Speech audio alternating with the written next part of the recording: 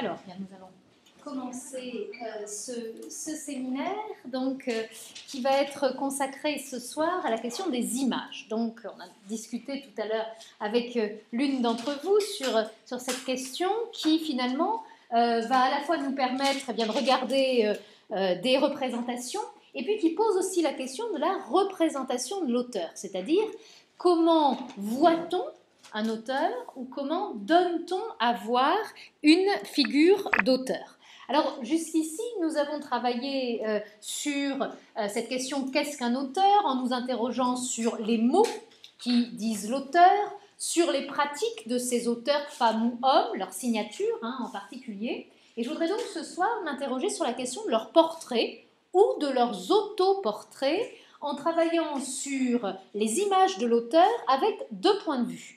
D'une part, les images au sens iconographique, véritablement, qui, à l'âge où nous sommes, c'est-à-dire à l'âge à la fois de la photographie et des techniques de captation, je dirais, d'une personnalité par un certain nombre de moyens, donc nous interroge qu'est-ce que c'est qu'une image d'auteur à date ancienne, et puis on va s'intéresser aussi aux images que l'auteur donne de lui, c'est-à-dire à l'intérieur des textes, comment les auteurs en français du XIIe au XVe siècle, vous voyez que ce soir on va traverser toute la période médiévale, de l'ancien français au moyen français, comment ces auteurs se donnent-ils à voir, comment ces auteurs se donnent-ils à imaginer. Alors pour essayer de réfléchir à cette question, je voudrais commencer par un auteur qui n'est pas un auteur médiéval. Alors vous voyez quand même ici, malgré la lumière, apparaître, et je ne pouvais pas ne pas commencer par lui, puisque nous sommes dans l'université qui porte son nom. Vous voyez que c'est un petit, ce que je vous montre à l'écran, c'est une petite captation d'un portrait de Stendhal, très célèbre, qui se trouve ici au musée Stendhal, donc est un portrait par De Dreux d'Orcy, qui est un peintre du XIXe siècle. Et je voudrais ouvrir la réflexion sur le portrait d'auteur à travers une anecdote, vous connaissez sans doute, qui est liée à ce portrait de Stendhal. Lorsque l'impératrice Eugénie, donc sous le Deuxième Empire, dans la seconde moitié du XIXe siècle, vers 1865, se rend à Grenoble, elle vient participer à des manifestations publiques et notamment à l'ouverture ou à la rénovation du musée de Grenoble, donc le musée des Beaux-Arts. À l'intérieur de ce musée, on a, en 1860, mis en place une salle Stendhal, où l'on trouve à la fois ce portrait d'auteur, des manuscrits, des extraits de la correspondance, etc. Et on dit à l'impératrice, « Madame, vous allez visiter le musée, on va vous montrer la salle Stendhal. » « Qui est Stendhal ?» demande l'impératrice Eugénie. « Un auteur, répond-on, un écrivain contemporain. Stendhal est mort à ce moment-là depuis une vingtaine, 25 ans. Bon, voilà. Alors Eugénie dit, elle l'a jamais lu, bon, c'est pas grave. Elle dit, bien d'accord. Bon. Et alors elle rentre dans la salle et la première chose qu'elle voit, c'est le portrait de Stendhal par De Dreux d'Orcy. Et elle, à ce moment-là, dit, mais c'est pas Stendhal, c'est Monsieur Belle. Et Eugénie de Montijo, donc la princesse d'origine espagnole qui devient la femme de Napoléon III au XIXe siècle ensuite, Eugénie a connu Henri Belle, en fait, quand elle était enfant. Parce que celui-ci était lié à sa famille, il était lié à sa mère, donc elle le connaissait quand elle était petite. Mais elle le connaissait non pas comme un auteur, mais comme un ami de la famille, quelqu'un qui lui racontait des histoires sur Napoléon Ier, etc., et qu'elle aimait beaucoup. Et donc elle découvre avec ce portrait que Henri Belle est Stendhal. Et il y a une sorte, c'est une jolie anecdote parce que voilà, c'est une sorte de réflexion sur qu'est-ce qu'un portrait d'écrivain nous révèle sur cet écrivain, justement. Alors, pour essayer de réfléchir à cette question, on va, à date ancienne, essayer de revenir en arrière et se poser la question pourquoi il y a des portraits d'écrivains. À quel moment déjà il y a des portraits d'écrivains? Alors, il est évident que les portraits d'écrivains qui nous livrent la véritable identité, les traits, le visage des écrivains, ce sont des portraits qui n'arrivent pas tout de suite, dès le début de la littérature en français, ce sont des portraits qui vont se développer, en fait, pour le cas des régions d'expression française, au milieu du XIVe siècle.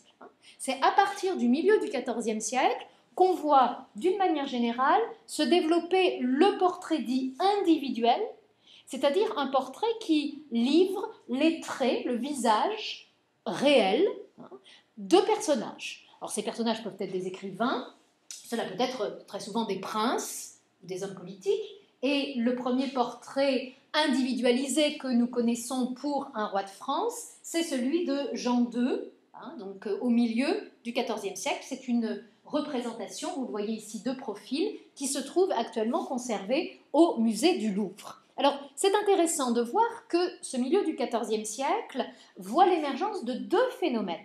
D'une part, c'est l'époque, on l'a vu la dernière fois, où les signatures changent et deviennent des signatures avec les noms de famille, et non plus les signatures avec des lieux d'origine géographique comme Chrétien de Troyes, mais des signatures comme Jean Molinet, Guillaume Crétin, etc., comme on l'a vu la dernière fois. C'est exactement à la même époque où la signature change, où la signature relie l'individu à sa famille, où la signature individualise aussi l'individu, qu'on va voir apparaître le portrait individualisé. Donc, vous voyez, les deux phénomènes sont convergents.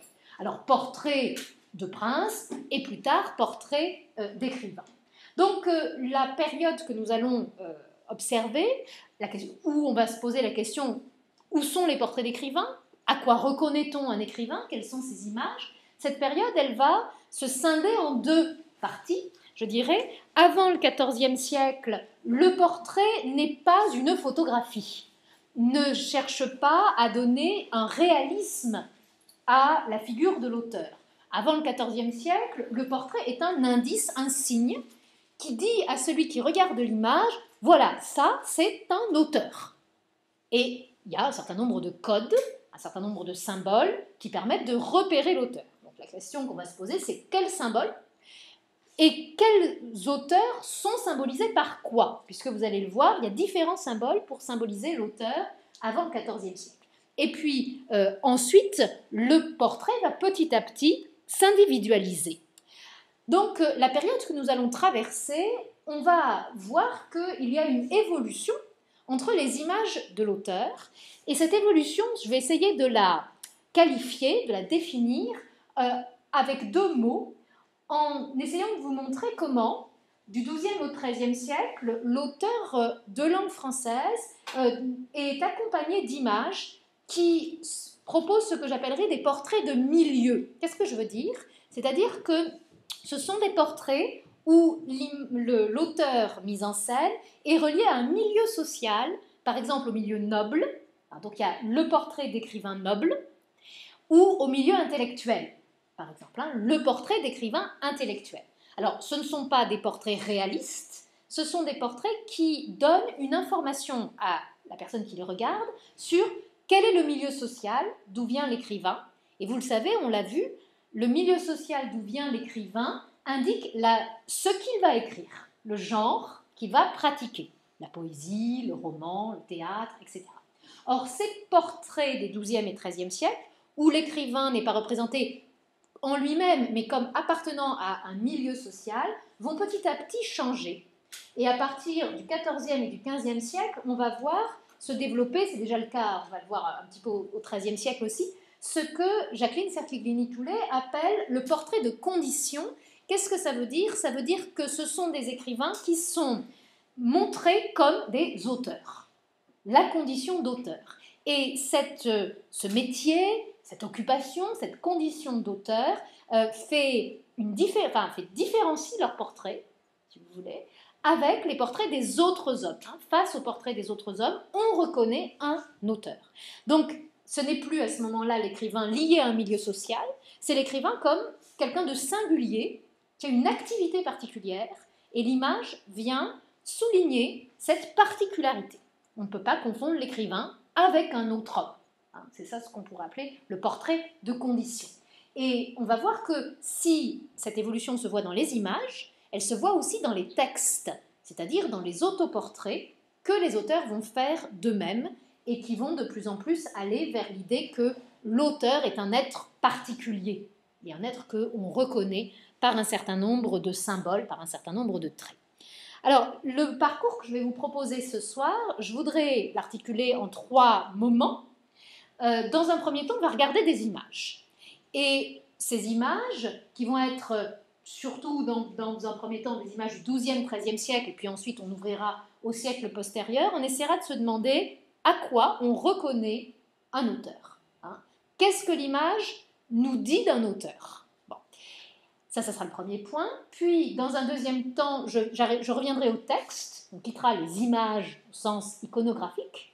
On ira vers les textes et je réfléchirai à la question des autoportraits. Alors, pas en général, parce que ça serait trop important, mais dans un genre particulier qui est l'autoportrait du poète. En montrant comment il y a une évolution et même une rupture, une inversion entre l'ancien français, XIIe, XIIIe siècle, et le moyen français, XIVe, XVe siècle. Pour arriver à essayer de vous montrer, à travers des images et à travers des textes, comment petit à petit se construit un portrait d'auteur qui singularise l'écrivain par rapport aux autres hommes. D'accord ? Et que ce portrait d'auteur, il a des conséquences sur l'imaginaire de l'écrivain jusqu'à aujourd'hui. C'est un peu ça le principe. Alors, je vais m'intéresser à des textes et à des images qui vont être ici projetées et qui sont d'autre part dans votre recueil présent à partir de la page 32 et jusqu'à la page 35. Vous verrez qu'on va voir quelques textes et quelques images. Alors, ces images, eh bien, je vous rappelle une des images qui avait ouvert nos réflexions, qui était une image énigmatique, cette image de ce troubadour du XIIe siècle, Guillaume de Cabestany, donc un troubadour catalan, que les manuscrits montrent, mais de dos, casqué, sur un cheval. Et on s'était posé la question dans le premier cours, mais pourquoi donc montrer une image d'auteur alors qu'on n'y voit rien, en quelque sorte. Qu'est-ce que veut dire cette image d'auteur? Alors c'est en reprenant cette question, qu'est-ce que veut dire cette image d'auteur, que je voudrais regarder, voilà, comment représente-t-on un auteur et à quoi le reconnaît-on pour les auteurs en langue vernaculaire? Donc je vais m'intéresser au français, mais aussi vous allez le voir à l'allemand, du XIIe au XVe siècle. Alors, pour poser cette question, je vais donc commencer, c'est mon premier moment, je vais commencer à me poser simplement la question, où est-ce qu'on trouve des images d'auteurs?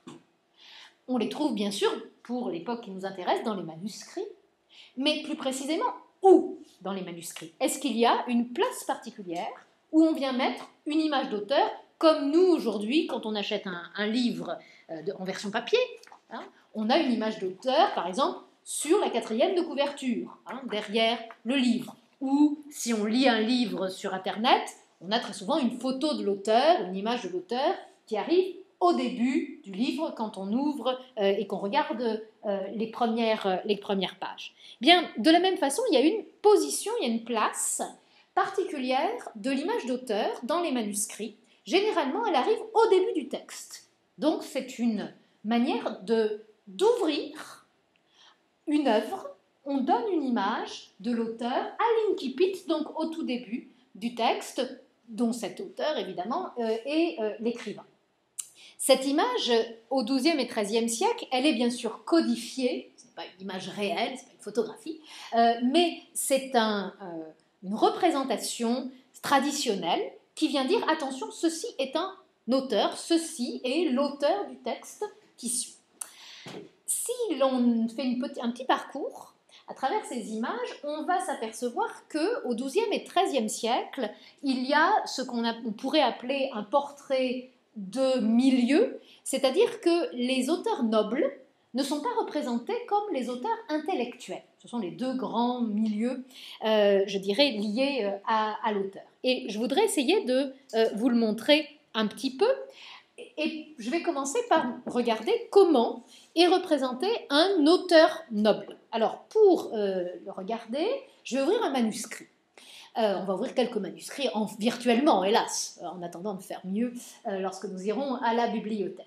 Donc, je vais ouvrir un manuscrit et j'ai choisi exprès un manuscrit qui n'est pas un manuscrit de texte français, qui est un manuscrit de texte allemand, mais qui est si célèbre que je me dis que vous le connaissez peut-être. c'est ce qu'on appelle le Codex Manesse. Donc, ce Codex Manesse, c'est un manuscrit allemand qui a été réalisé au début du XIVe siècle et qui est une sorte de grande anthologie de toute la poésie d'amour en allemand des XIIe et XIIIe siècles. Alors, c'est un manuscrit très célèbre à cause de ces magnifiques images d'auteurs, des centaines d'images d'auteurs que le texte va nous proposer. Vous en avez une ici qui est Heinrich von Weldecke, qui est un romancier et un poète aussi. Et ces images sont extrêmement célèbres. Si vous tapez manuscrit du Moyen-Âge sur Google, en général, hop, vous avez des images du Codex Manesse qui apparaissent. Ce manuscrit précieux, qui rassemble la grande majorité de la poésie allemande ancienne, est conservé aujourd'hui à l'université de Heidelberg. Il y a des universités qui ont bien de la chance et qui possèdent dans leur bibliothèque de tels trésors. Alors, vous observez, première image ici, puis on va en voir une autre tout de suite. Donc, ces auteurs dont le manuscrit présente les œuvres, qui sont-ils ?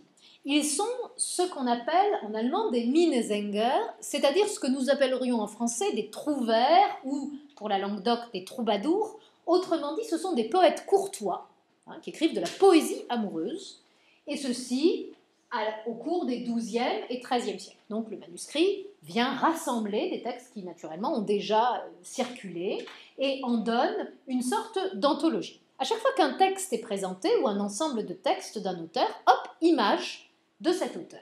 Alors vous avez vu Heinrich von Weldecke que vous retrouvez à la page 32 de votre exemplier, et là vous avez une autre image de Walter von der Vogelweide. Alors, je ne sais pas si ces noms vous disent quelque chose, mais Walter von der Vogelweide, c'est un personnage que vous connaissez peut-être si vous êtes des amateurs d'opéra, et si vous avez déjà écouté l'opéra de Wagner qui s'appelle Tannhäuser. Tannhäuser. Bon. Tannhäuser, vous le savez, pour ceux qui connaissent cet opéra, que ça met en scène des poètes du Moyen-Âge, des poètes allemands du Moyen-Âge, au XIIe et au XIIIe siècle. Heinrich Tannhäuser lui-même est un poète célèbre qui est représenté dans le Codex Manesse. D'ailleurs, je n'ai pas choisi son image, mais j'aurais pu. Et dans l'opéra de Wagner, ces poètes se retrouvent, il y a un concours de poésie, etc. Et Tannhäuser est accompagné d'un ami qui est Walter. Et c'est Walter von der Vogelweide, en fait, donc ce poète et écrivain important du début du XIIIe siècle. Bon, alors je ferme la parenthèse wagnérienne, mais il y a un très bel air de Walter, comme ça, qui est très célèbre dans Tannhäuser, donc vous réécouterez l'opéra avec ces images en contrepoint. Alors on voit des auteurs, mais que voit-on? Ce sont des auteurs nobles, tous, ou quasiment tous, Heinrich von Weldecke, Walter von der Vogelweide, etc. Et un certain nombre de codes viennent dire aux spectateurs des images, c'est un auteur de poésie, c'est un auteur aristocratique. Ces codes, on les retrouve dans les manuscrits français de la même époque. Alors, on va essayer de les regarder ensemble, si vous voulez, ces codes. Ce sont des auteurs nobles. Alors là, je vous donne déjà un peu la solution, mais à quoi le voit-on? Quelle information nous donne l'image qui nous dit c'est un noble? Alors là, j'ai mis entre parenthèses un indice. Bon. Donc, sur cette image-là, par exemple, de Walter, voilà, comment voit-on qu'il est noble? Oui. Il a une épée. Exactement, tout à fait. Aussi. Voilà, tout à fait. Il a l'épée, donc bien sûr, instrument du guerrier, par excellence, et effectivement, il a son blason, donc un blason qui représente des petits oiseaux, comme ça vous le voyez, en sorte de cage comme ça, Vogel, c'est l'oiseau, qui apparaissent à la fois sur ce qui est visiblement son bouclier, vous voyez le bouclier ici, on voit le blason, et sur un casque qu'il pourrait porter en tournoi, par exemple. Donc, les instruments du noble, l'épée, le bouclier, le casque, ornés du blason, viennent s'intégrer dans l'image. C'est un code pour dire, voilà, un noble. D'accord? Première manière de coder les choses. Si vous regardez, vous avez page 32 de votre exemplier, je vais y revenir là tout de suite, mais la petite image de Heinrich von Weldecke, vous avez la même chose, regardez, au-dessus de lui, son bouclier, avec ses couleurs, hein, et un casque qui porte les mêmes couleurs. Donc, en haut de l'image, on a ces informations sur « c'est un auteur noble ». Bon. Alors, première forme de codage. Comment savoir que c'est un poète? Alors, le premier codage du noble, ok. Alors, comment savoir que c'est un poète? Qu'est-ce qu'il pourrait nous le dire dans le décor? Donc, je vais vous montrer Weldecke. Voilà. Vous avez un petit décor derrière lui. Il est assis comme ça, sur une sorte de roc, on ne sait pas très bien ce que c'est, un rocher. Voilà. Et Walter von der Vogelweide est assis sur le même rocher, avec des petites fleurs.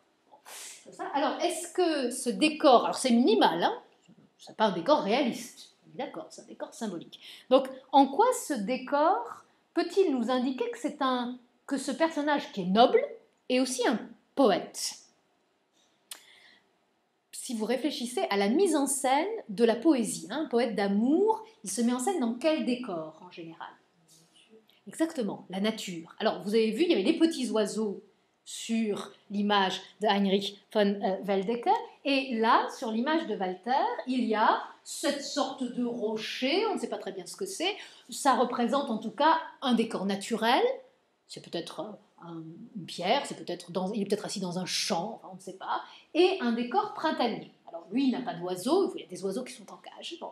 Mais c'est le même décor. Et ce décor printanier vient nous dire, c'est un deuxième code, ceci est un poète. Bon, hein. Alors, ce poète, bien sûr, ce décor ne suffit pas, il a une manière de se présenter, hein, on parlait tout à l'heure de la posture. Comment sont-ils représentés, ces poètes? Si vous regardez, si vous comparez, vous avez l'image sur... ils ont une manière d'être, hein, un peu particulière. Alors, qu'est-ce qu'ils font? Voilà, exactement. Ils s'appuient comme ça sur leurs mains, et c'est un symbole, en effet, c'est le penseur. Hein, donc, ils pensent, ils attendent l'inspiration. Alors, cette posture, c'est une posture codifiée qu'on appelle en histoire de l'art de l'expression qu'on utilise en ancien français pour la dire, la qualifier, c'est ce qu'on appelle la main à la mécelle. Mécelle, c'est l'ancien mot français maxilia, en latin, pour la mâchoire. Hein, là, donc voilà, vous avez la main sur la mâchoire, comme ça, et c'est un synonyme de la rêverie. Vous rêvez, vous pensez, vous attendez l'inspiration, comme le fait un poète. Bon. Donc ça, c'est un troisième codage qui, cette fois-ci, renvoie ou est un indice supplémentaire pour l'idée de ceci est donc un noble et un poète qui attend l'inspiration. Alors, c'est un écrivain et on pourrait attendre qu'il écrive. Est-ce qu'ils écrivent, ces personnages, ces auteurs du Codex Manesse? D'après ce que vous voyez, bon, les deux images là, mais ils font tous la même chose finalement, c'est très très stéréotypé. Donc est-ce qu'ils écrivent exactement? Non, vous voyez, ils n'écrivent pas. Qu'est-ce qu'ils ont à la main? Alors il y a une main sur la mâchoire, bon, et l'autre main, qu'est-ce qu'ils font avec?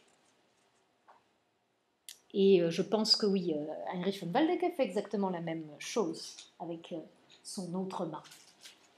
Qu'est-ce qu'ils tiennent? Quelque chose. Et quoi? Un parchemin où ils tiennent une page, quelque chose qui ressemble à une page, une grande page comme ça, qui se déroule comme un phylactère, on appelle ça comme ça. Et c'est une page, vous le remarquerez, blanche. Alors c'est très intéressant aussi. Il n'y a pas de plume dans la main des écrivains aristocratiques, parce que ce sont des écrivains qui chantent des chansons. Et l'imaginaire de la chanson, cet imaginaire musical, ne passe pas par l'écriture. C'est un imaginaire de la voix, hein, d'une voix inspirée, d'une voix amoureuse. Donc, la plume n'est pas là, et la page qui attend d'être remplie, pour l'instant, reste blanche. Comme si le chant du poète allait peut-être la remplir, mais ce n'est pas lui en tout cas qui écrit, hein, et elle est peut-être en attente de l'inspiration. En tout cas, il n'y a pas d'œuvre écrite devant eux, parce que les poètes aristocratiques ne pensent pas leur travail d'auteur comme un travail d'écriture. Il le pense comme un travail de chanson, donc un travail vocal. Et tout cela, évidemment, donne des indices à celui qui ouvre le manuscrit. Qu'est-ce que je vais trouver? Je vais trouver des textes d'auteurs nobles, je les trouve des blasons, des épées, etc. Je vais trouver des textes d'auteurs amoureux, le printemps, d'auteurs qui rêvent, donc là aussi, thème de l'amour, et d'auteurs inspirés, donc d'auteurs où les pages restent blanches en attendant d'être remplies par ce que le manuscrit lui propose, c'est-à-dire les textes écrits. Alors, ce codage est typique de la mise en scène aristocratique de l'écrivain. Donc, vous allez retrouver la même chose dans les manuscrits d'expression française, par exemple. Et il s'oppose à une autre forme d'image qui vient accompagner l'auteur clérical, c'est-à-dire l'auteur intellectuel. L'auteur intellectuel, il va être mis en scène d'une manière tout à fait différente. Et ici, je vais vous en donner deux exemples qui, un est issu d'un manuscrit de la Bibliothèque nationale de France du XIIIe siècle et l'autre d'un manuscrit plus tardif du XVe siècle, pour vous montrer que dans le cas à la fois de l'auteur noble et de l'auteur intellectuel, il y a une permanence de ces images stéréotypées. Alors, je vous laisse un peu regarder cette mise en scène de l'auteur intellectuel. Vous voyez que c'est pas pareil. On n'a pas les mêmes postures, on n'a pas les mêmes décors, ça se présente de manière différente. Alors, si l'on regarde d'abord les costumes des personnages, bon, est-ce que leurs costumes, leur manière dont ils sont habillés, dont ils sont coiffés, etc., nous donnent des indications sur leur milieu social. Le fait que ce sont des auteurs qui sont cléricaux, intellectuels, universitaires, proches de l'Église, etc. Alors, qu'est-ce que vous en pensez sur ces deux images-là que vous voyez? Sur le costume, déjà. Comment sont-ils habillés, ces auteurs? Oui, dites-moi. Alors, ils n'ont pas la même couleur d'habit, il y en a un qui est en noir, l'autre qui est en bleu, d'accord? Mais quand même, il y a une chose qui est la même. Vous voyez, ils portent des robes, comme ça. Alors, il y en a un qui est très clairement un moine, regardez. Ah, une tonsure, bon, c'est un moine. Et l'autre, c'est un intellectuel qui peut-être est laïque, il a un chapeau. On ne sait pas s'il a une tonsure ou non, mais les deux personnages portent ces longues robes qui sont les robes de l'universitaire ou les robes de l'intellectuel. Alors, dans les images précédentes, vous avez vu que les nobles portaient aussi des robes, mais ils avaient des épées, des casques, des boucliers, qui montraient qu'en fait, ils pouvaient porter des armures aussi. Alors que là, ces personnages, donc c'est le premier codage, ils ont un costume qui les montre immédiatement que ce sont des intellectuels, alors soit avec la tonsure, soit avec un petit chapeau, et une longue robe comme cela. L'endroit où ils se trouvent, où ils sont représentés, dans quel endroit se trouvent-ils? Se trouvent-ils dans le même décor que les poètes nobles? Pas le poète ou les écrivains nobles. Donc, dans quel décor? Alors, il y a oui. Dans une pièce, en tout cas, ils sont fermés. Là, c'est un pupitre, peut-être qu'ils recopient des choses. Oui. Des choses. Tout à fait. Ce sont des pièces fermées. Alors, pièces à l'intérieur desquelles, donc c'est un décor d'intérieur, alors que l'auteur aristocratique est dans un décor d'extérieur. Vous avez vu le printemps, un champ, une montagne, on ne sait pas très bien ce que c'est. L'auteur, au contraire, intellectuel, il est à l'intérieur. Alors à l'intérieur d'une bibliothèque, avec des livres autour, comme vous voyez sur cette image du XVe siècle, près d'un bureau, près d'un pupitre. Et effectivement, on le voit ici. Alors ici, dans l'image du XIIIe siècle, on ne montre pas un intérieur, mais on l'imagine.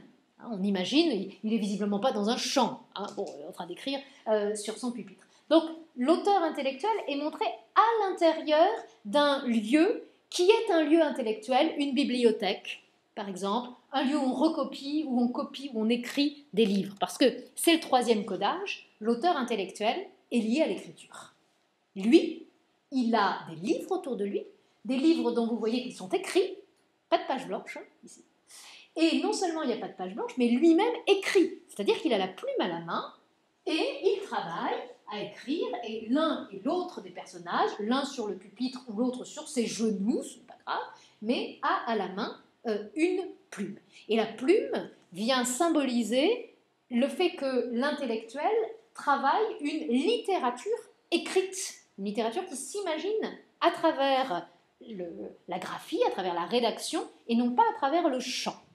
Donc, immédiatement, quand vous ouvrez des textes, des images comme ça, vous voyez ces images, vous ouvrez un manuscrit, vous voyez ces images, immédiatement, vous savez ce que vous allez lire comme littérature.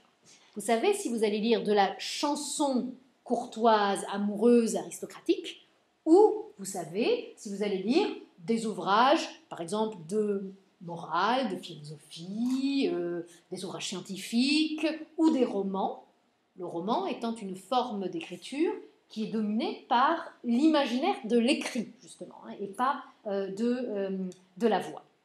Alors, au XIIe et XIIIe siècle, et vous voyez que ça continue d'ailleurs jusqu'au XVe siècle au moins, on a donc ces codages qu'on appelle des portraits de milieu, c'est-à-dire que chaque auteur se place, non pas, on n'a pas son image réelle, on a un symbole de quel type d'auteur il est, noble ou intellectuel. Alors, ce qui est intéressant, c'est de voir ce qu'il arrive de ces stéréotypes, on peut dire que c'est des stéréotypes iconographiques, lorsque ce sont des auteurs différents, qui ne sont ni nobles, ni ecclésiastiques, qui appellent l'image. Et je vais prendre quelques exemples, 3 exemples ici. Le premier exemple, c'est l'exemple de l'auteur femme.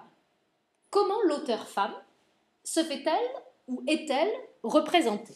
Alors, si on prend 2 exemples d'auteurs femmes assez éloignés l'une de l'autre, Marie de France, représentée, donc auteur du XIIe siècle, représentée ici dans un manuscrit du XIIIe siècle, et Christine de Pisan, donc auteur du XVe siècle, dont nous avons déjà parlé, on s'aperçoit que ce qui est assez intéressant, c'est que ces 2 femmes auteurs viennent emprunter quel stéréotype? Plutôt celui du noble ou plutôt celui de l'intellectuel, dans la manière dont elles sont représentées?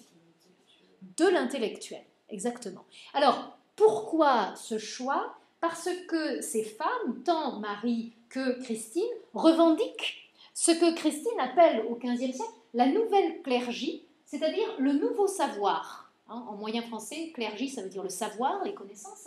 Le nouveau savoir des femmes, le fait que les femmes accèdent à la littérature, finalement, comme les hommes.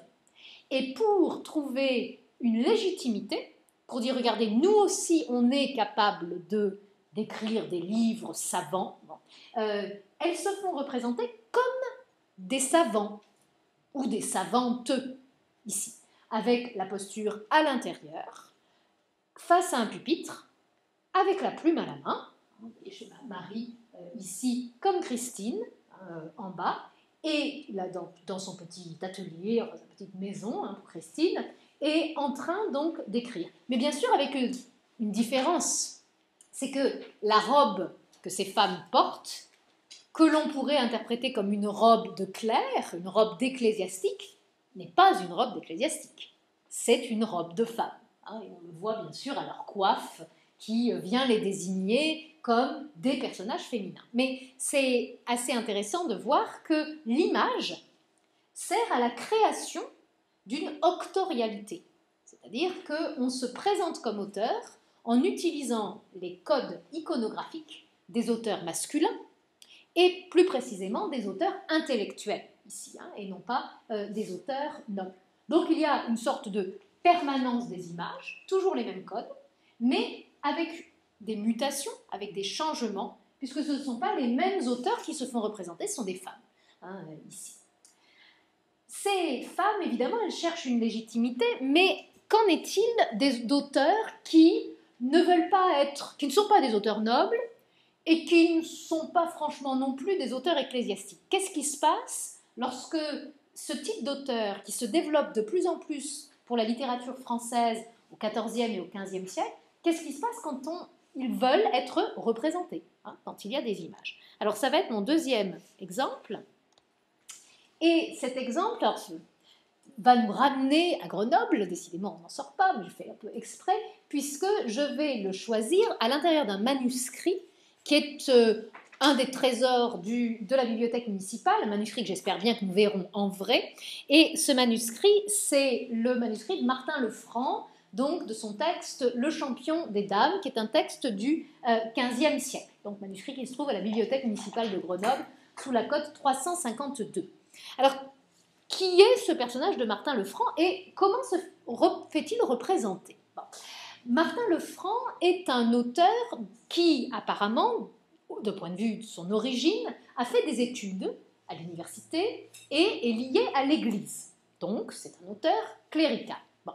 Il a fait une carrière diplomatique au début du XVe siècle, carrière diplomatique qui l'a conduit à s'installer en Suisse, en particulier à Bâle et à Lausanne, et a beaucoup voyagé par ailleurs en Europe.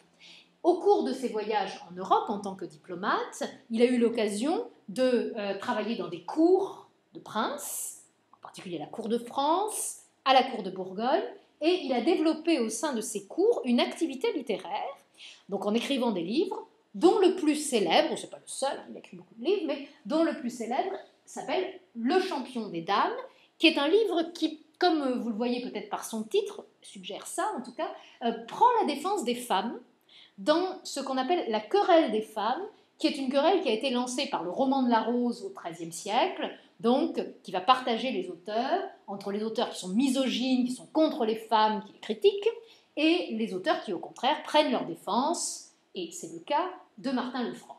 Donc c'est un livre, Le champion des dames, qui est à la fois un livre de réflexion sur la condition féminine, donc un livre de morale, si vous voulez, un livre de philosophie, mais c'est aussi un livre de fiction qui raconte les aventures d'un personnage allégorique, le champion, donc le défenseur, c'est ça que ça veut dire, le défenseur des femmes, qui va partir en aventure et affronter un certain nombre de méchants personnages qui viennent attaquer les femmes. Donc c'est un livre qui va avoir un certain succès, et dans les cours en particulier. Donc Martin Lefranc fait faire des manuscrits, et en particulier le manuscrit que nous voyons ici, qui est un manuscrit de luxe, a été probablement fait pour le duc de Bourgogne. Le texte du champion des dames était fait pour le duc de Bourgogne, c'est un duc très riche, donc la Bourgogne c'est ce qui est aujourd'hui en partie la Belgique, et un manuscrit donc très richement enluminé. Alors on va parler de la manière dont Martin Lefranc est représenté ici, mais vous êtes peut-être frappé du style du dessinateur. Il y a un style un petit peu particulier. Ça vous rappellerait quoi éventuellement, ce style du dessinateur? Peut-être un autre art que l'art de la peinture? Oui, la gravure ou la tapisserie. Ça rappelle, vous voyez, regardez comment c'est dessiné, ça rappelle la tapisserie. On pense que le dessinateur a eu une formation pour être dessinateur de tapisserie, parce que la manière dont il, vous voyez, les joues, etc., la manière dont il dessine, vraiment on a l'impression que c'est fait pour être ce qu'on appelle des cartons de tapisserie, donc pour tisser des tapisseries ensuite. On n'en sait rien, c'est une possibilité. Donc il y a de très nombreux dessins, et parmi ces dessins, on va trouver notre auteur. Alors c'est un peu la fin du texte, et voilà Martin Lefranc qui est représenté. Alors, comment est-il, donc quel est le choix ici de l'auteur? Comment se fait-il plutôt représenter? Quel code choisit-il, Martin Lefranc, dans ce milieu du XVe siècle? Il est dans quel décor? La nature. Donc on est plutôt dans un décor aristocratique, un décor qui rappelle l'amour. Alors l'amour, les femmes, c'est le thème du livre. Donc il se fait représenter dans un décor qui rappelle la thématique de son ouvrage, la thématique amoureuse. Il y a alors des petites fleurs, on se croirait dans le roman de la Rose, une petite fontaine, avec un bassin comme ça, triangulaire. Donc on est du côté de l'auteur aristocratique. Ça c'est pour le décor. Comment est-il représenté, sa manière d'être, sa posture, son action? Qu'est-ce qu'il fait? Et à quoi ça renverrait dans les codes qu'on a vus, dans les codes qu'on a vus? Donc, comment est-il représenté? Voilà, qu'est-ce qu'il... Clair, en fait, il écrit. Donc, il est représenté comme un auteur intellectuel. Et alors, ce qui est... Donc, vous voyez, on a un décor noble, amoureux, et une façon d'être intellectuel, moraliste. Il écrit. Alors il écrit sur ses genoux, mais enfin il écrit tout de même, il a la plume à la main, on voit bien ici le papier. Et ce qui est intéressant, si on regarde son costume, c'est qu'il y a deux éléments de costume. Vous voyez que sur le côté, il a laissé un manteau. Et si l'on regarde, en fait, ce manteau est un manteau d'ecclésiastique. Et lui, il a enlevé son manteau, et il est habillé, est-ce qu'il est habillé comme un ecclésiastique ici, avec ses petites choses comme ça, roses, et son petit chapeau? Non, il est habillé comme un courtisan. Donc, il a deux habits, celui qui est sur le côté, qui est l'habit de clerc, et celui qu'il porte, que l'on voit sur l'image, qui est l'habit de courtisan. En d'autres termes, on est face à un auteur qui joue sur les deux codes qui sont habituels à son époque, à savoir le code des clercs. Il écrit, il a un manteau de clerc sur le côté, et puis la tenue des nobles, des courtisans, il est dans un décor printanier, et il a un beau costume de cour, très élégant, avec des petites aiguillettes, etc. Et donc, l'image nous dit, si vous arrivez à la lire, nous dit, voilà un auteur entre deux mondes. Entre le monde des nobles, il écrit pour les nobles, il écrit des textes sur l'amour, sur les femmes, et le monde des intellectuels, Martin Lefranc, est un intellectuel, c'est un diplomate, et c'est quelqu'un qui appartient au monde ecclésiastique. Donc il y a un travail sur l'image qui dit tout ça au lecteur, au moment où le lecteur ouvre le manuscrit, qui dit voici quel auteur je suis, un auteur entre deux univers. Alors on regardera, j'espère, de plus près ce beau manuscrit du Champion des Dames de Martin Lefranc lorsque nous irons à la bibliothèque. Mon dernier exemple sur ce point, c'est l'évolution. Bien sûr, il y a une évolution dans les portraits d'auteurs, et comme les portraits de tout le monde, des princes, des commerçants, etc., le portrait d'auteur, petit à petit, en arrivant vers le XVIe siècle, va s'individualiser, et on le voit très bien dans le cas, alors je ne sais pas si vous voyez trop ces deux images, sinon vous me dites, j'éteins un instant pour que vous voyez mieux. Dans le cas par exemple de la famille de ces écrivains que sont les Marot, donc Jean Marot qui travaille à l'époque de Louis XII, d'accord, donc fin du XVe, début du XVIe siècle, et Clément Marot qui est un poète qui travaille sous le règne de François Ier, donc après 1515 et dans les années 1530, là on voit que ces deux écrivains font l'objet de portraits individuels. Ce qui montre qu'ils sont... Il y a encore des petits signes qui montrent qu'ils sont écrivains. Alors attention, je vais éteindre un tout petit peu, n'ayez pas peur. Ah non, c'est pas ça que je vais faire. Voilà, juste un instant. Alors qu'est-ce qui montrerait qu'ils sont écrivains? Il n'y a plus de code, mais quand même. Alors, chez Jean Marot, par exemple, qu'est-ce qui montre qu'il est écrivain? Il y a un signe qui ne trompe pas. Le livre, évidemment. Vous voyez qu'il est ici dans une position où il est en train d'offrir son livre à Anne de Bretagne, sa dédicataire. Et chez Clément, son fils, alors lui, il n'a pas de livre, parce que le portrait, vous voyez, est un portrait coupé, là. Bon. Mais il y a un petit élément de costume qui nous indique qu'il fait partie du monde des intellectuels, ou du moins, peut-être même des écrivains. Les portraits de Rabelais montrent le même élément de costume. Alors, c'est quoi cet élément? Il est en noir, il a un joli col blanc. Est-ce que c'est ça qui montre qu'il est un écrivain? Le chapeau, oui, bien sûr, le chapeau, qui est un chapeau de clerc. Donc, effectivement, le chapeau de Marot, on va retrouver le même chez Rabelais, par exemple, qui indique, alors, c'est beaucoup plus suggestif, c'est beaucoup plus discret, mais qui indique « je fais partie du monde des intellectuels » et ça signifie « je suis un écrivain ». Donc, vous voyez qu'il y a toute une... à la fois un codage qui va rester longtemps en action, en fonctionnement, et en même temps, bien sûr, une évolution vers le portrait réaliste de l'écrivain, où certains codes viennent perdurer, le livre, l'écriture, ou d'autres se substituer, le petit chapeau d'intellectuel, par exemple, dans le cas de Clément Marot. Voilà, pour ce premier temps. Est-ce que vous avez des questions ou des remarques sur ces images? Donc voilà, vous réfléchirez, vous voyez la question, on en a parlé tout à l'heure, mais des permanences ou des évolutions de ces portraits. Alors bien sûr, ce sont des images. Ces images sont accompagnées, ça va être mon deuxième point, d'autoportrait, c'est-à-dire qu'à l'intérieur des textes, les écrivains viennent donner des portraits d'eux-mêmes. Bon. Et ces portraits peuvent être liés à des représentations iconographiques. Alors pour essayer d'y réfléchir, à ces autoportraits d'écrivains, j'ai décidé de m'intéresser seulement aux portraits de poètes. Il fallait faire un choix. Bon.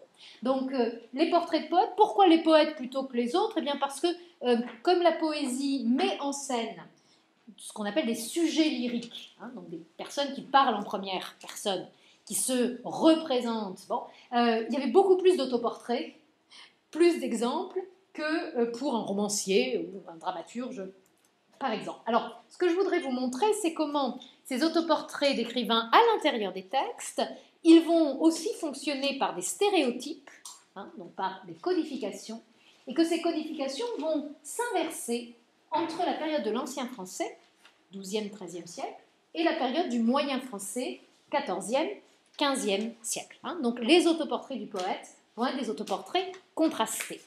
Pour essayer de le voir, je vais vous proposer de lire, de regarder ces autoportraits dans des textes. Et le premier texte que je vais regarder, c'est le texte du troubadour Bertrand de Born, qui se trouve à la fin de la page 32, début de la page 33 de votre recueil.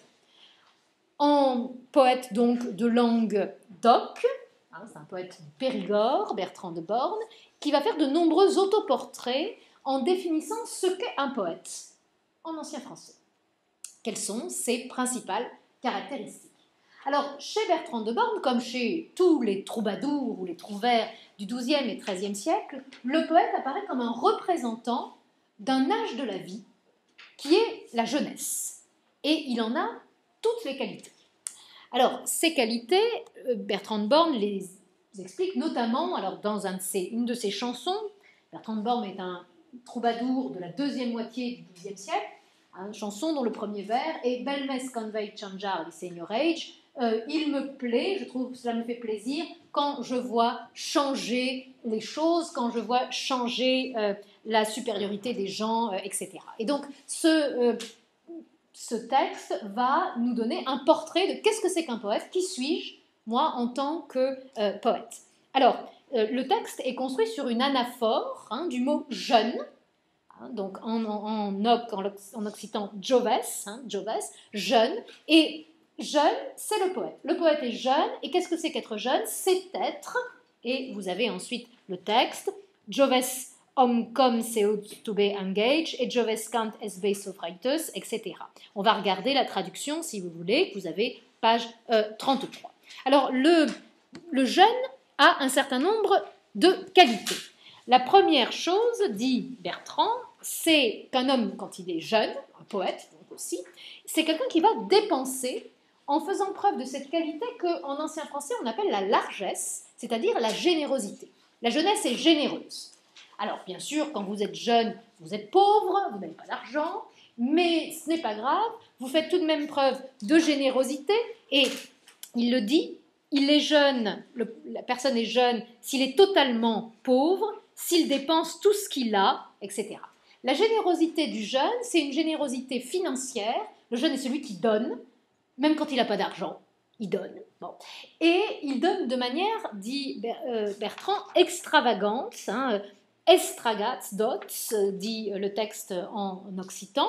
Donc il donne d'une manière extravagante, mais cette générosité n'est pas seulement financière, c'est aussi une générosité, si j'ose dire, physique. Le jeune se donne. Il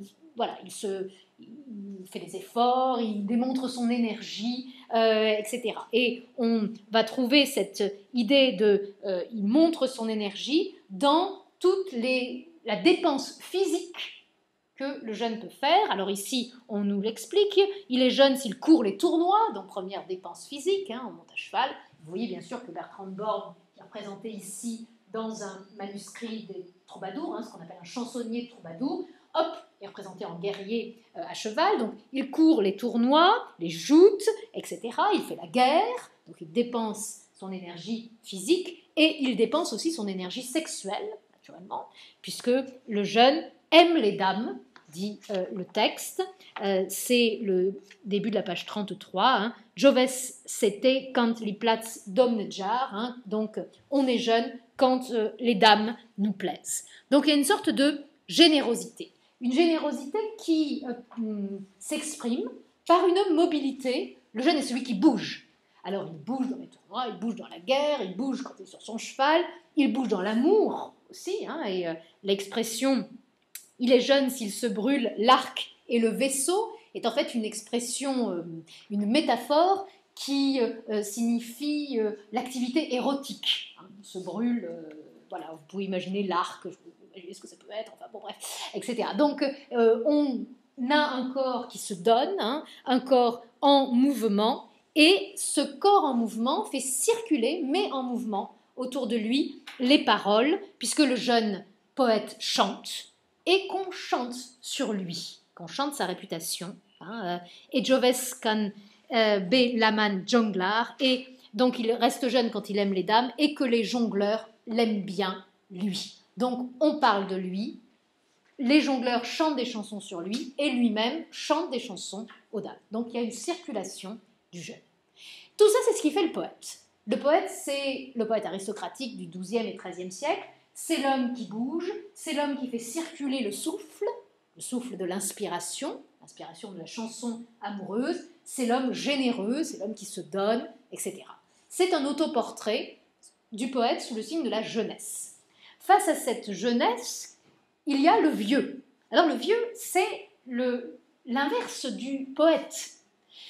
Le vieux, c'est celui qui ne peut pas être poète, parce qu'il lui manque toutes ses qualités. Et la strophe numéro 2, que je vous ai donnée ici, hein, vieille Strix, etc., va montrer pourquoi le vieux ne peut pas être poète. D'abord parce que le vieux, bien sûr, il est riche, mais il ne dépense pas. C'est l'homme qui n'est pas généreux, c'est l'homme qui est avare. Alors il ne dépense pas son argent, il ne dépense pas son corps, il ne dépense rien du tout. Donc comment voulez-vous que ces gens-là soient des écrivains, soit des poètes, soit des auteurs? Donc le vieux est avare, il garde ce qu'il a pour lui. Bon, premier point, il sert des œufs et du fromage alors qu'on doit servir de la viande à ses amis, donc ça c'est un signe d'avarice. Il n'a pas un corps en mouvement, plein d'énergie, à la fois guerrière et sexuelle. Il a au contraire un corps tout frileux. Alors il met des manteaux, hein, le texte nous dit, il attache une capuche à son manteau. C'est l'homme qui ne bouge plus, le vieux, donc qui est emmitouflé. Hein, voilà. Il reste tout seul, donc il ne parle pas aux autres, et voilà, la parole ne circule plus autour de lui. Il est vieux quand il se retire sans belle parole, et vieille, si se peut gandir, sen baratar, hein, donc quand il part sans que l'on parle autour de lui. Bref, le vieux, c'est l'anti-poète. Il n'y a pas de parole autour de lui, il est tout seul, il ne bouge pas, etc. Donc, au cours de la poésie des XIIe et XIIIe siècles, l'autoportrait du poète va se présenter à travers ses qualités de mobilité, d'énergie guerrière et amoureuse qui sont liées à l'inspiration de la chanson courtoise. Mais ce qui est intéressant, c'est que cette figure du poète, dont on pourrait croire qu'elle est un stéréotype qui va continuer, elle va se briser, se fracturer et s'inverser avec le passage au moyen français. À partir du XIVe siècle, en effet, en particulier autour de 1350, le portrait du poète se renverse complètement.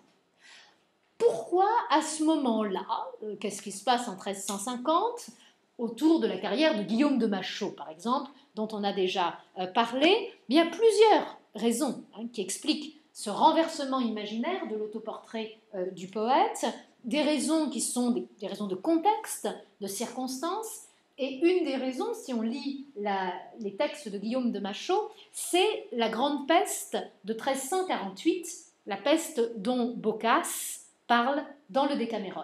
Comme vous savez, dans le Décaméron, des amis fuient Florence, frappés par la peste, et vont raconter des histoires dans la campagne le temps que la peste disparaisse de la ville. Alors, cette épidémie, cette pandémie même, de la grande peste de 1348 qui va tuer pratiquement un tiers de la population européenne, donc c'est vraiment une catastrophe, va avoir des conséquences profondes sur la manière dont les écrivains vont envisager la littérature.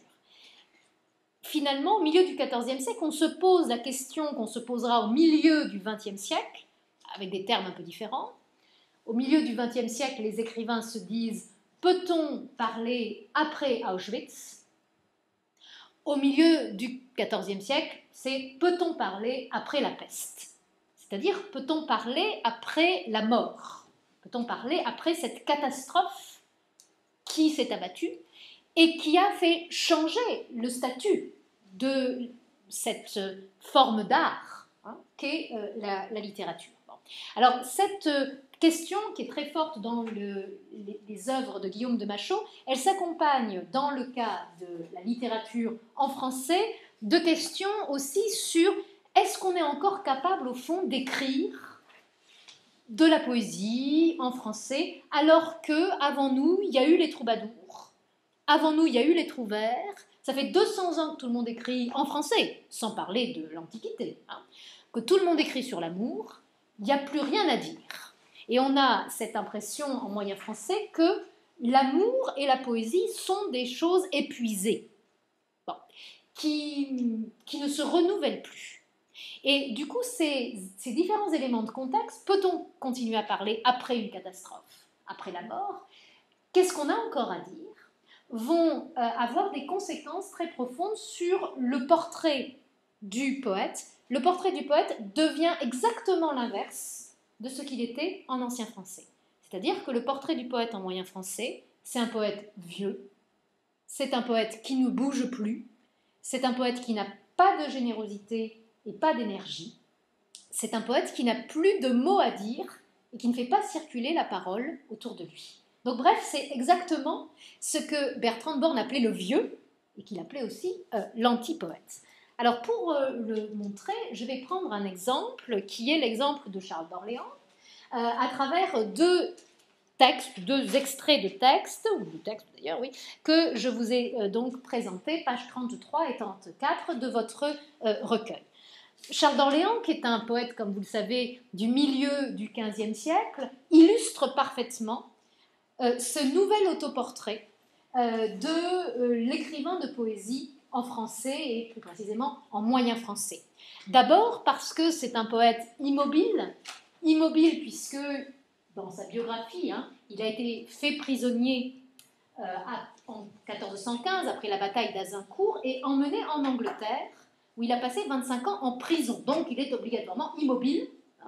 Et les représentations de Charles d'Orléans souligne très souvent son rôle de prisonnier, on le voit ici enfermé à l'intérieur d'une cellule, donc habillé avec un habit aristocratique, mais oui, il n'a pas, il est là, donc il est enfermé à l'intérieur d'une cellule et on voit par la fenêtre un paysage qui se dessine. Donc un poète qui ne bouge pas, obligatoirement, et un poète qui va se représenter comme un homme cassé, un homme vieillissant, qui n'a plus rien à dire, ou dont l'inspiration vient du vide, finalement.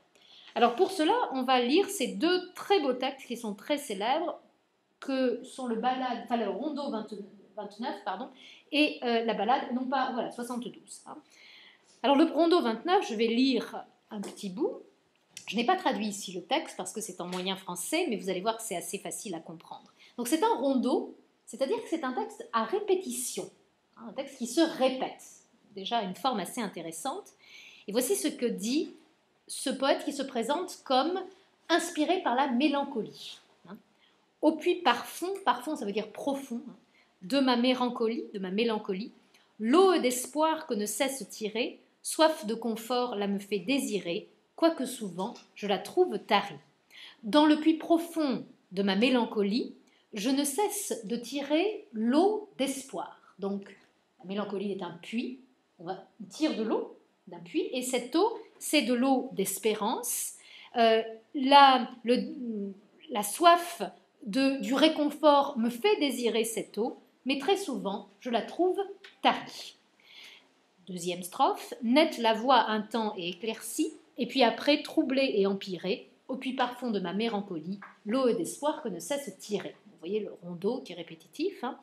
Parfois, je vois cette eau claire, hein, donc nette, et ensuite je l'aperçois qui devient toute noire, qui se trouble dans le puits profond de ma mélancolie, l'eau d'espoir que je ne cesse de tirer.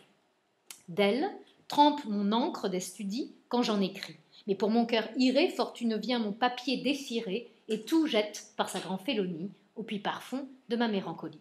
Dans cette eau, je trempe mon encre pour écrire des textes d'études. Mais pour faire souffrir mon cœur, Fortune, Fortuna, la déesse du destin, vient déchirer mon papier et jette par un acte de félonie dans le puits profond de ma mélancolie. C'est un très beau texte sur lequel le critique Jean Starobinski a écrit des pages magnifiques. Et qu'est-ce que nous dit ce texte? C'est une sorte d'autoportrait de l'intériorité d'un poète qui cherche l'inspiration dans le puits de la mélancolie. Donc la mélancolie apparaît comme un gouffre, en quelque sorte, d'où on va chercher une eau, et cette eau, c'est l'eau noire. C'est normal, parce que la mélancolie, vous le savez, c'est l'humeur noire. Donc l'intériorité du poète, c'est comme un gouffre avec de l'eau à l'intérieur. Et on tire cette eau noire, et de cette eau noire, on va transformer cette eau noire en encre. C'est une magnifique image, hein. L'eau noire de la tristesse devient l'encre pour écrire le poème. Et cette encre, elle va réconforter le poète, mais cette encre, elle s'écrit, elle permet d'écrire la poésie sur des papiers. Et ces papiers, la déesse du destin, Fortune, à chaque fois que Charles d'Orléans écrit une poésie, la Fortune vient déchirer son papier. C'est-à-dire que l'œuvre qui résulte est nécessairement fragmentaire. C'est une œuvre coupée, déchirée, fragmentée. Et effectivement, le rondeau est une forme très brève, comme ça vous voyez, 3 petites strophes très répétitives, qui sont comme des sortes de fragments. Et toute la poésie de Charles d'Orléans est une poésie du fragment, en fait, de petits bouts, etc.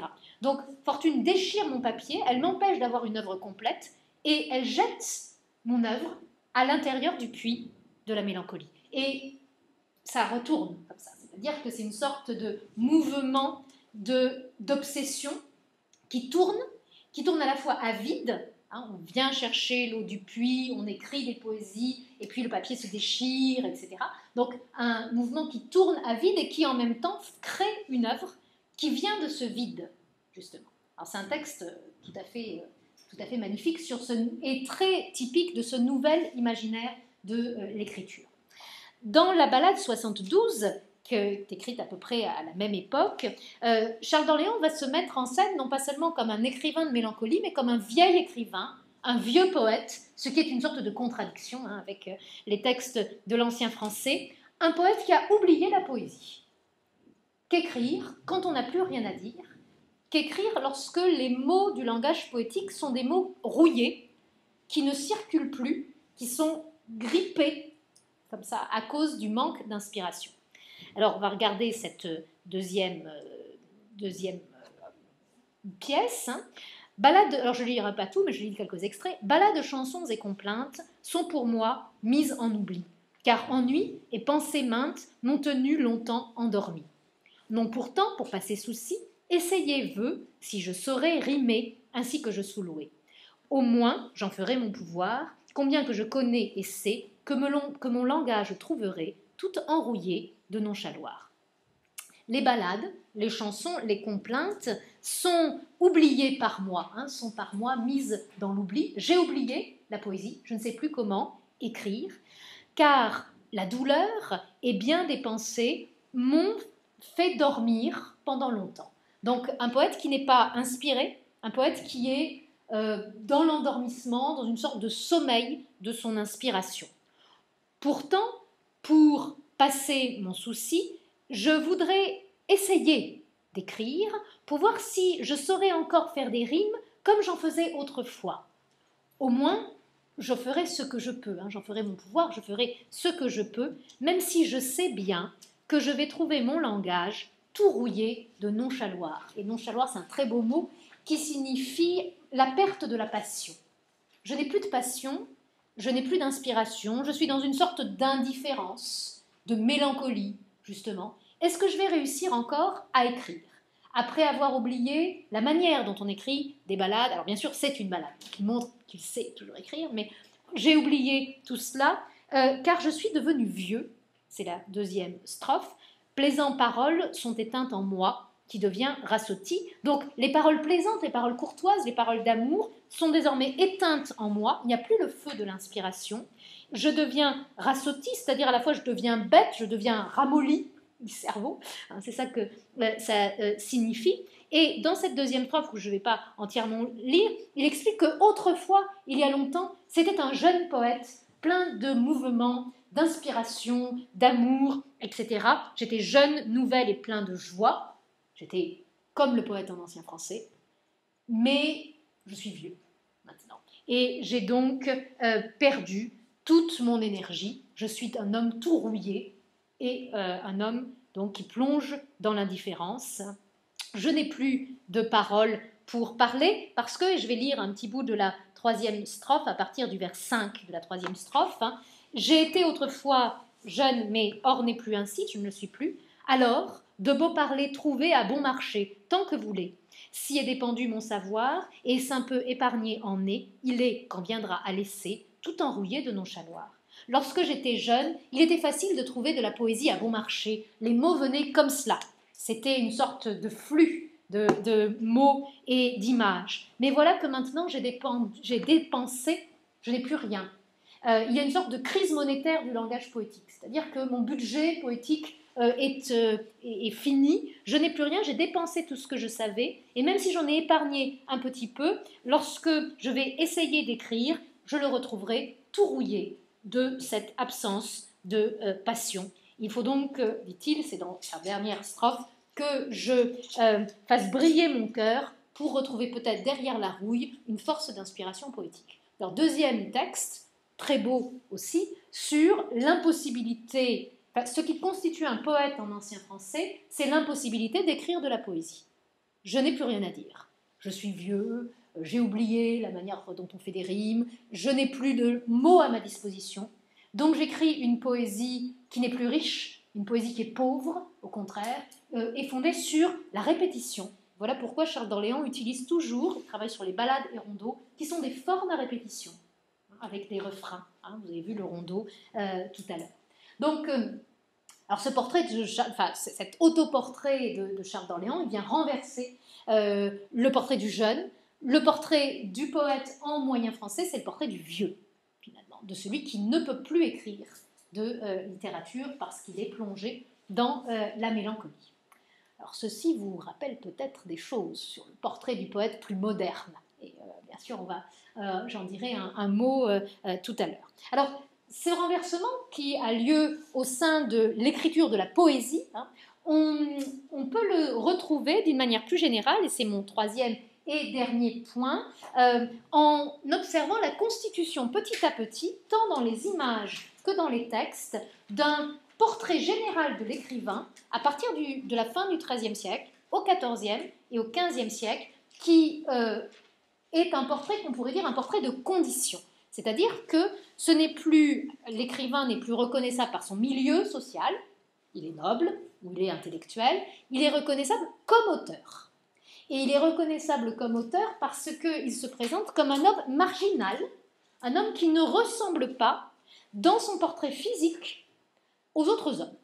Vous allez voir qu'évidemment, généralement, ils ne sont pas gâtés. Enfin, en tout cas, ils se présentent comme des personnages dont le physique est un physique marginal, est un physique différent. Alors, le début de ce portrait d'écrivain qui va devenir dominant au XIVe et XVe siècle, il est lancé au milieu du XIIIe siècle par un auteur dont on a déjà vu le nom, qui est Rutebeuf. Vous vous rappelez peut-être de cet auteur qui est un auteur parisien, qui est un auteur de textes de poésie religieuse, moraliste, un auteur universitaire aussi. Et Rutebeuf est l'un des premiers à présenter l'auteur comme un homme qui est solitaire, qui est humilié, un homme pauvre que ses amis ont abandonné, par exemple, et qui donc va être lié à l'idée de l'humiliation, de l'abandon, de la maladie, enfin bref, il lui arrive tout un tas de problèmes à ce pauvre Rutebeuf. Alors, cet autoportrait d'écrivain, Rutebeuf l'invente d'abord pour lui. C'est son autoportrait d'écrivain. Est-ce que c'est vrai?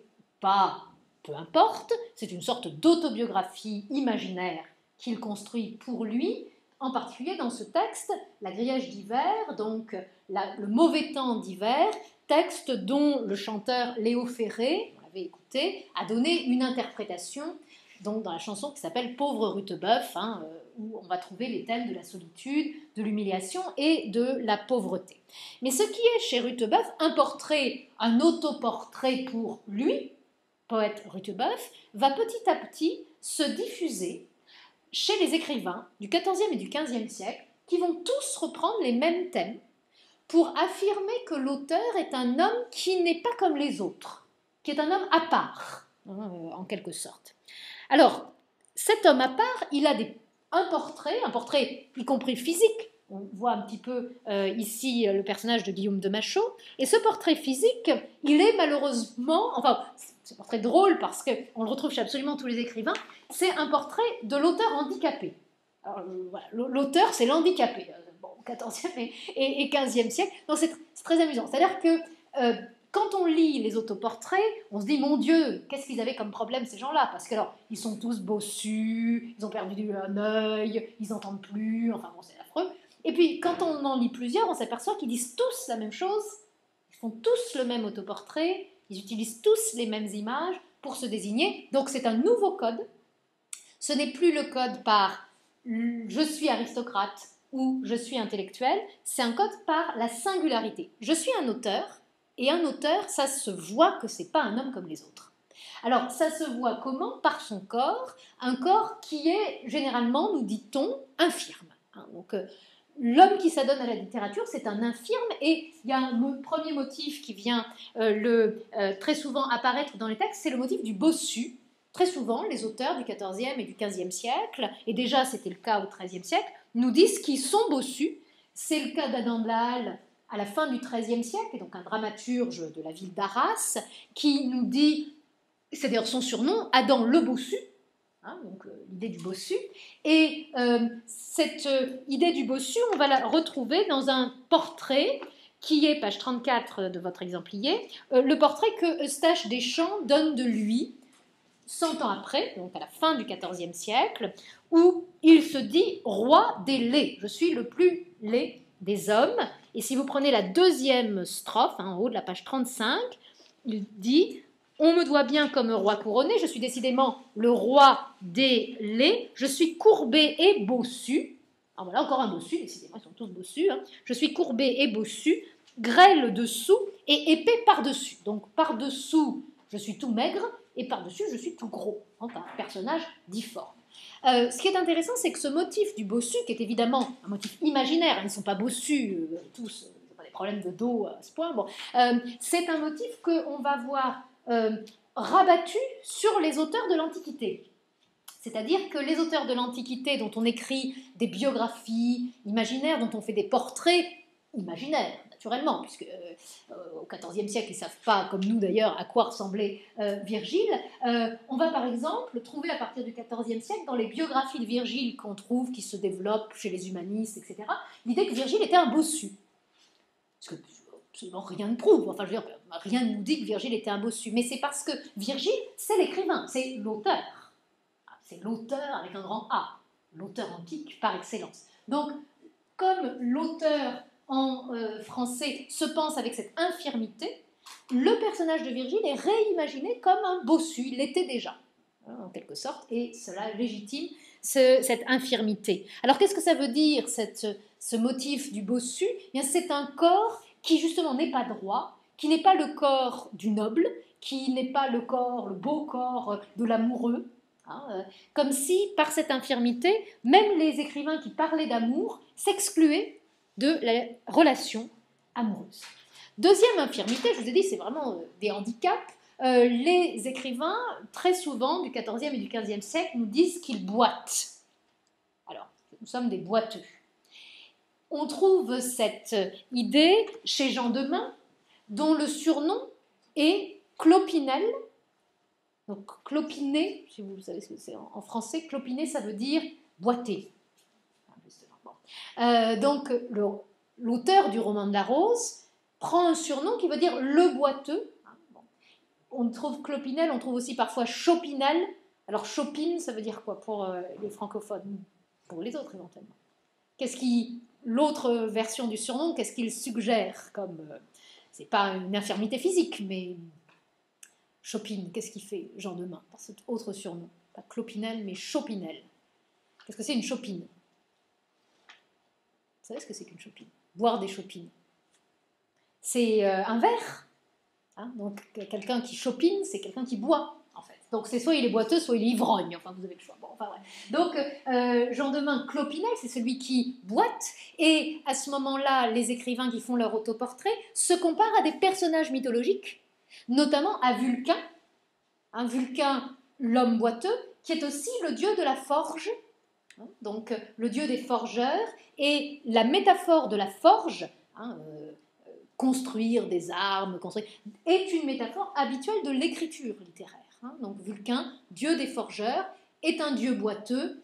L'écrivain français boite aussi, pour faire une sorte de lien avec cette infirmité physique du dieu.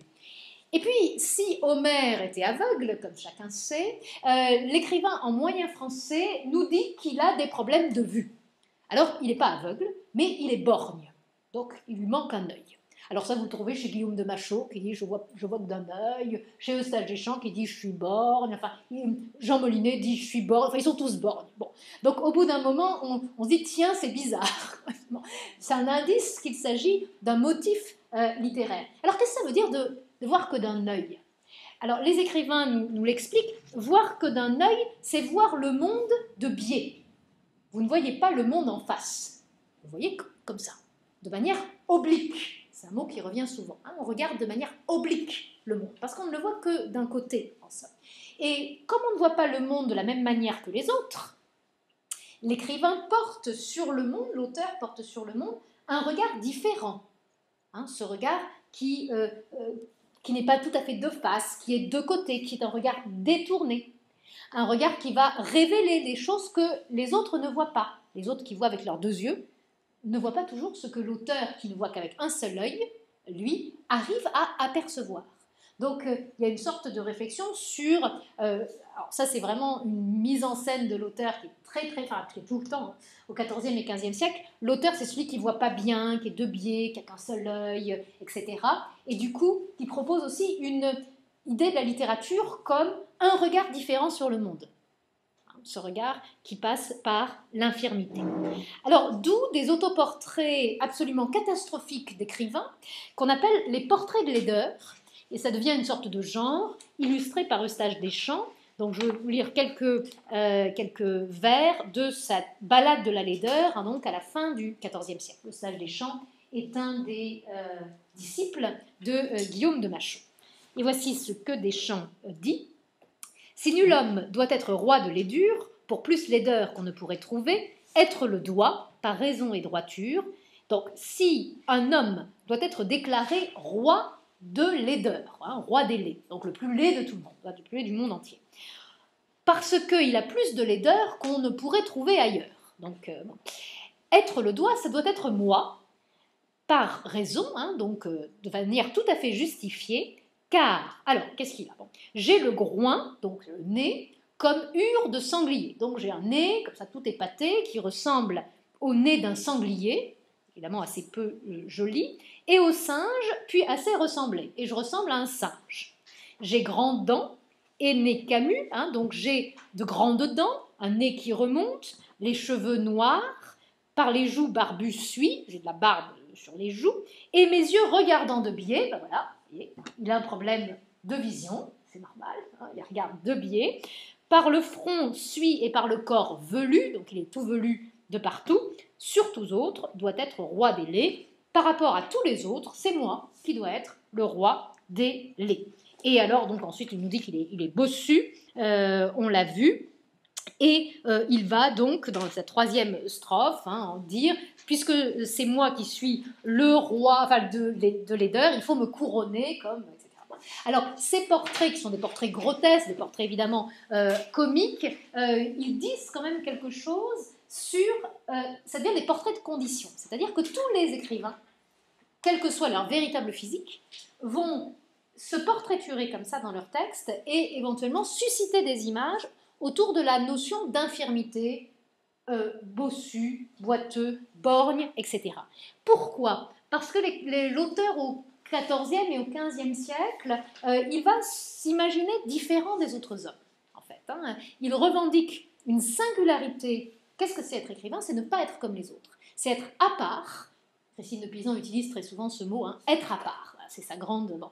Et cette idée qui est très forte chez Christine, on va la retrouver de manière un peu différente, mais chez des hommes qui sont ses contemporains. Être écrivain, c'est être à part, et c'est avoir un corps, c'est faire de soi-même un portrait qui montre qu'on est un marginal, en somme.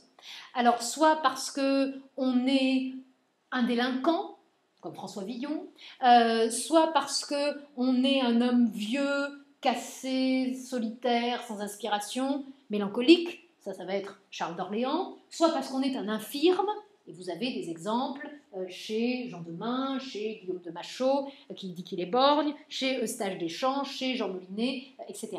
Donc, ceux qui fondent la littérature, ce sont des gens dont le corps est cassé, en somme, et qui fondent la littérature comme une sorte de compensation, c'est-à-dire que tout ce que la littérature est, la beauté, l'inspiration, la manière de réinventer le monde, de le réimaginer, tout ce que est la littérature, eux, ils ne le sont pas. La littérature est belle, ils sont laids, la littérature est pleine d'énergie, ils n'en ont pas. Bon. Et pourtant, ce sont eux qui font cette littérature, ou qui écrivent, ou qui se présentent comme des auteurs.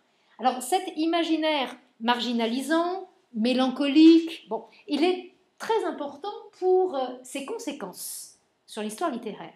Parce que s'il est très fort au XIVe et XVe siècle, il va rejaillir, comme vous le savez, peut-être cet imaginaire lorsque, à l'époque romantique, les poésies de Villon, les poésies de Charles d'Orléans et d'autres sont publiées au début du XIXe siècle et assez amplement lues. Pourquoi sont-elles lues par des écrivains comme Victor Hugo, par des écrivains comme Charles Baudelaire, par des écrivains plus tard comme Arthur Rimbaud?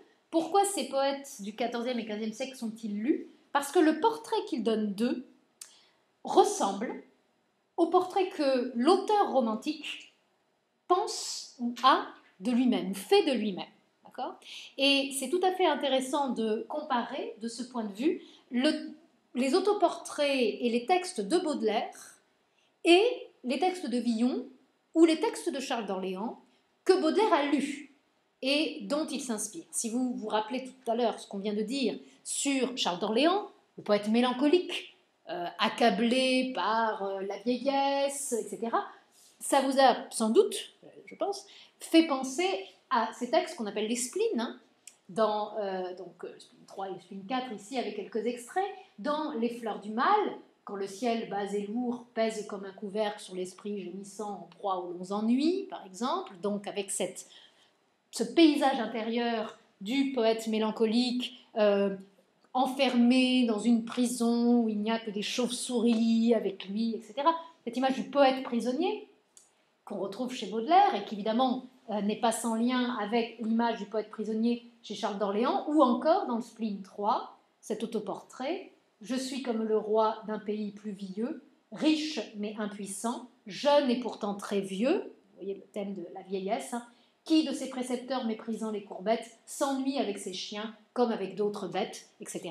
Le thème de l'ennui et de ce prince dans les veines duquel coule l'eau verte du Lété, hein, c'est donc du fleuve d'oubli qui coule dans les veines de ce poème. Alors, il est intéressant de noter que Charles Baudelaire est à ma connaissance le seul poète moderne qui réemploie le mot de nonchaloir, qui a disparu en français à partir du XVe siècle, qui est le mot-clé de la poésie de Charles d'Orléans.